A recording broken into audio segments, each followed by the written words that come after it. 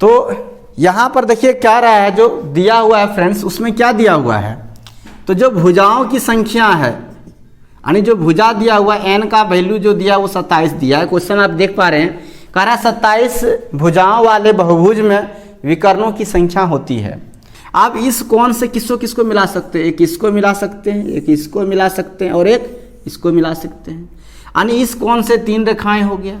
अगर यहाँ से हम बात करें तो एक इसको जाता है, ये 2 यहाँ से हो गया, एक इन दोनों को भी मिला सकते हैं और इसे भी मिला सकते हैं। Hello friends, welcome to Krishna tutorial hall and institute of mathematics. Learn easy methods to solve mathematical problems. मैं मुकेश आज आप लोगों के लिए RRB group D previous year का मैथ क्वेश्चंस का पार्ट 4 लेकर आया हूं और आज मैं आप लोगों को बहुत ही आसान ट्रिक से सॉल्व कराऊंगा किसी भी बहुभुज में जो है आप विकर्णों की संख्या कैसे ज्ञात कर सकते हैं। यहाँ तक तो ठीक है, अगर आप जानते हो कि विकर्ण क्या चीज़ है, विकर्ण कहते किसे हैं, तो आप चतुर्भुज, पंचभुज, षष्ठभुज, अष्टभुज का विकर्ण जान सकते हैं। लेकिन मान लीजिए अगर सवाल आपसे ऐसा कह दिया जाता है कि एक ऐसा बहुभुज है जिसकी भुजाओं की संख्या 60 है, तो बताइए उस बहुभुज में विकर्णों की संख्या कितनी होगी। तो इसके लिए क्या ट्रिक है, कितने आसान ढंग से आपसे सॉल्व कर लेंगे, मैं आज यही बताने जा रहा हूं। तो आप लोग से वीडियो के अंतिम तक बने रहिएगा, तो आप आज के टॉपिक को अच्छी तरह से सीख पाएंगे और समझ ही पाएंगे। तो चलिए बिना देर किए शुरू करते हैं आज का क्लास। आज का क्लास शुरू करने से पहले एक बात कहना चाहता हूं, अगर आप चैनल पर नए हैं, पहली बार मेरी वीडियो को देख रहे हैं, तो चैनल को सब्सक्राइब कर लीजिए और बेल आइकन को प्रेस कर दीजिए ताकि आपको मेरी रेगुलर आने वाली वीडियो का नोटिफिकेशन मिलता रहे। और मेरी क्लास अगर आपको अच्छा लगता है तो लाइक करना मत भूलिएगा। चलिए शुरू करते हैं आज का क्लास। यहाँ सबसे पहली बात जो है फ्रेंड्स, आपको क्या सीखना कि बहुभुज में विकर्णों की संख्या कैसे ज्ञात करते हैं। तो सबसे पहली बात जो आपके दिमाग में सवाल आता है, अगर आप नहीं पहले पढ़े हैं, अगर पढ़े हैं तो अच्छी बात है, कि विकर्ण कहते किसे हैं। कोई अगर फर्स्ट बार मैथ पढ़ना शुरू कर रहा है तो उसके लिए समझ लीजिए विकर्ण जो वो लोग जानते हैं, जिसको नहीं पता है कि विकर्ण कहते किसे हैं। तो किसी भी बहुभुज में एक कोण से दूसरे कोण को मिलाने वाली जो रेखा होती है, उस रेखा को हम लोग क्या कहते हैं, उस बहुभुज का विकर्ण कहते हैं।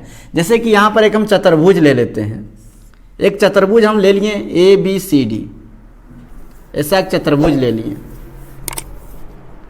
एक चतुर्भुज है ABCD। अभी हम नाम नहीं लिखे हैं, पहले बता दिए, हम नाम लिख देते हैं कि ABCD। इस चतुर्भुज में अगर इस कोण से इस कोण को मिलाने के लिए रेखा खींचा जाए तो कितना, एक रेखा, एक कोण तो इधर भी है ना, कितनी रेखाएं खींच सकते हैं किसी भी बहुभुज में, कितने कोण को मिला रहे हैं। ये बात नहीं कि इसको ही मिला, ये तो मिला हुआ, क्रॉस होना चाहिए, मिलना चाहिए कोण, दिखना चाहिए रेखा, जिसको मिला रहे हैं वो रेखा दिखनी चाहिए। तो इस चतुर्भुज में हम देख रहे हैं कितनी रेखाएं खींच सकते हैं। एक कोण से दूसरे कोण को मिलाते हुए सिर्फ 2 रेखाएं खींच सकते हैं। तो यही जो रेखा है, इसी को हम लोग क्या कहते हैं, विकर्ण कहते हैं। एक कोण से दूसरी कोण को मिलाने वाली भुजा को। अगर चतुर्भुज की बात करें तो इसमें भुजा की संख्या कितनी है, तो भुजा इसमें 4 है और विकर्ण इसमें कितने होंगे, तो विकर्ण आ गया 2, एक इधर से और एक इधर से। विकर्ण 2 ठो कौन कौन है, एक है AC और एक क्या है, BD है। आपको समझ में आ रहा होगा फ्रेंड्स। तो इसमें भुजाओं की संख्या कितना आ गया, 4 आ गया, सॉरी भुजाओं की संख्या 4 है। तो 4 भुजा वाले चतुर्भुज में उसमें विकर्ण की संख्या कितनी होती है, 2 होती है। अगर आप समझ गए कि विकर्ण किसे कहते हैं, एक कोण से दूसरे कोण को मिलाने वाली रेखा को क्या कहते हैं, विकर्ण कहते हैं। तो आप मिलाकर भी, मतलब लाइन खींच के आप गिन सकते हैं, इसमें कितना हुआ, 2 हुआ, यानी चतुर्भुज में विकर्ण की संख्या 2 है। ठीक, कोई पंचभुज अगर दे दिया जाए, इसके जगह पर अगर कोई पंचभुज दे दिया जाए तब उसमें विकर्ण की संख्या कितनी होगी, वो देखिए। पंचभुज वाला कैसे होगा, हम उसको दिखाते हैं। ये तो चतुर्भुज का था, पंचभुज का देखिएगा। पंचभुज कैसे बनाते हैं, जिसमें 5 भुजा, षष्ठभुज देखिए 6 भुजा वाला, ये 6 भुजा हो गया। इसमें आप गिन सकते हैं, नाम देते ABCDEF। तो AB, BC, CD, DE और EF जो है, और AF 6 भुजा हो गया। आप इस कोण से किसको किसको मिला सकते हैं, एक इसको मिला सकते हैं, एक इसको मिला सकते हैं और एक इसको मिला सकते हैं, यानी इस कोण से 3 रेखाएं हो गया। अगर यहाँ से हम बात करें तो एक इसको जाता है, ये 2 यहाँ से हो गया, एक इन दोनों को भी मिला सकते हैं और इसे भी मिला सकते हैं। और यहाँ से एक हम इसको भी खींच सकते हैं और यहाँ से एक हम इसको भी खींच सकते हैं।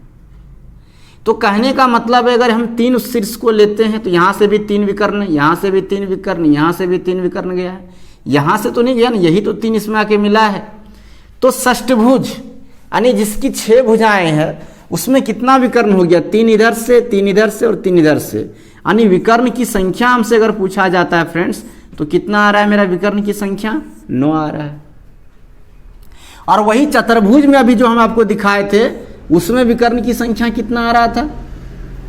अगर ये कोई चतुर्भुज अभी हम आपको जस्ट बना के दिखाए हम कि ये ABCD एक चतुर्भुज है तो इसमें विकर्ण कितने हो रहे हैं, एक इधर और एक इधर, यानी 2 विकर्ण हो रहे हैं।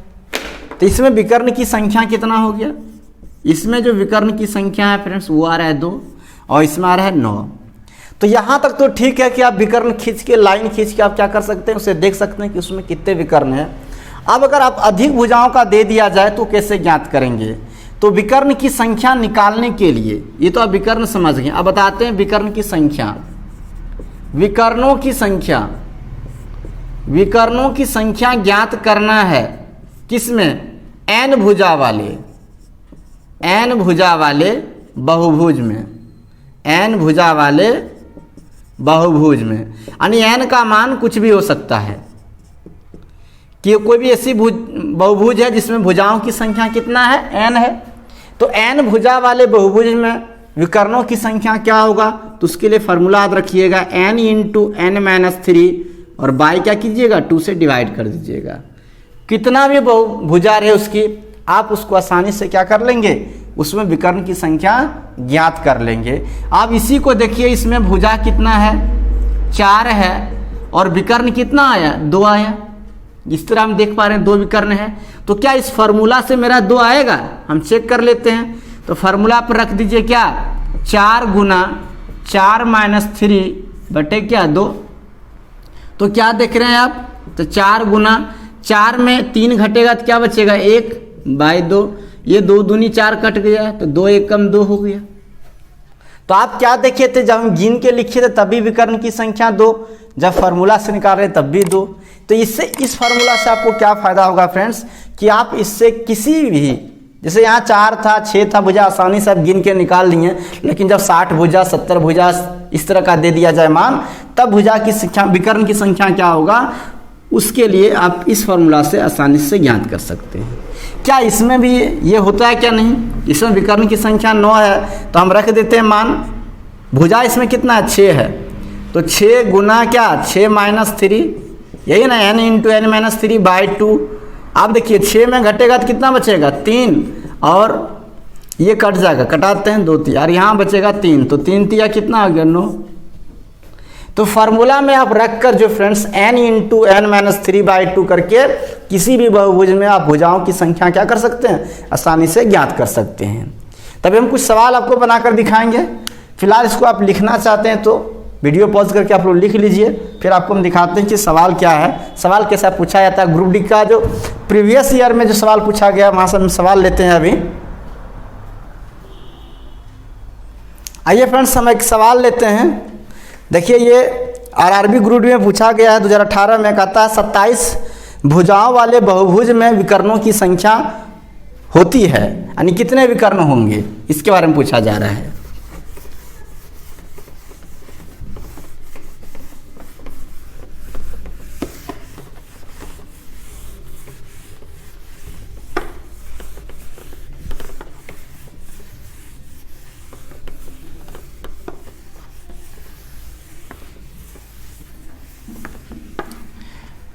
तो यहाँ पर देखिए क्या रहा है, जो दिया हुआ है फ्रेंड्स, उसमें क्या दिया हुआ है, तो जो भुजाओं की संख्या है, यानी जो भुजा दिया हुआ है n का वैल्यू जो दिया वो 27 दिया है। क्वेश्चन आप देख पा रहे हैं, कह रहा है 27 भुजाओं वाले बहुभुज में विकर्णों की संख्या होती है। तो यहाँ पर देख रहे हैं क्या है, भुजा है 27, अब हमको विकर्ण पूछ रहा है, तो विकर्ण की संख्या कितनी हो जाएगी, विकर्णों की संख्या, विकर्णों की संख्या की अगर बात की जाए तो होगा n into n-3 by 2। Formula देखिए यहाँ पर लिखा हुआ है। तो यहाँ पर n का मान 27, फिर 27 माइनस 3 और बाई क्या लिखेंगे 2, तो 27 गुना 24 और बाई 2 कर दीजिए, तो ये कटा दीजिए 12 दूनी 24, तो बच गया 27 गुना 12, 12 सत्ते 84 के 4 कितना बचा 8, 12 दूनी 24 और 8 कितना हो जाएगा 32, यानी 324। 27 भुजा वाले बहुभुज में विकर्णों की संख्या कितनी होगी, तो कितनी होगी 324 हो जाएगी। ऑप्शन नंबर ये जो है आपका बिल्कुल सही हो जाएगा। मान लीजिए कोई अष्टभुज है और बोलता है अष्टभुज में भुजाओं की संख्या कितनी होगी। अष्टभुज में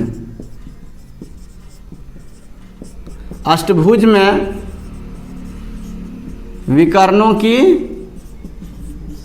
संख्या, तो अष्टभुज कह रहा है, अष्टभुज मतलब भुजा कितना है, इसमें भुजा का मान हो गया n बराबर 8। विकर्ण पूछ रहा है कि विकर्ण कितने होंगे, तो कितना करेंगे n इंटू n माइनस 3/2। अब क्या लिखेंगे आप 8 गुना 8 माइनस 3 बटे 2, तो 8 गुना कितना 5 और बटे 2, 2 से कट जाएगा, 2 चुका 8, तो 4 पंचे कितना हो गया 20। अन्य अष्टभुज में जो है फ्रेंड्स भुजाओं की संख्या कितनी हो जाएगी, तो 20 हो जाएगी। इस सॉल्यूशन को लिखना चाहते हैं वीडियो पॉज करके लिख लीजिए, हम कुछ और सवाल आपको सॉल्व करके दिखाते हैं अभी।